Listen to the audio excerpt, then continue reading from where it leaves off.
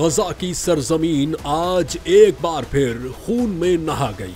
Israeli अफवाज के एक मुहलिक हमले में अल जजीरा के मारूफ सहाफी अनस अल शरीफ और उनके 3 सहाफती साथियों ने अपनी जानों का नजराना पेश कर दिया। अनस अल शरीफ, जिन्होंने शुमाली गजा की तबाहकारी, इंसानी अलमी और जंगी जराइम की बेखौफ कवरेज की, उन्हें और उनके साथियों को अस्पताल के मरकजी दरवाजे के करीब सहाफियों के खेमे में निशाना बनाकर शहीद किया गया। यह हमला न सिर्फ एक जालिमाना टारगेटेड स्ट्राइक था, बल्कि इंसानी इक़दार और सहाफत की आज़ादी पर एक गहरा वार भी है। अनस अल शरीफ और उनके साथियों की शहादत गजा पर जारी जुल्म सितम की कहानी का एक दर्दनाक बाब है, जहां हर रोज मासूम जानें खत्म हो रही हैं। इसराइल के बर्बरियत भरे हमले ने गजा को कब्रिस्तान बना दिया है और 200 से जायद सहाफियों और मीडिया वर्कर्स की कुर्बानी इस जुल्म की गवाही है। ये वो लोग थे जो दुनिया को सच्चाई पहुंचाने की जद्दोजहद में थे, मगर उनकी आवाजें दुश्मन की गोलियों में दब गई।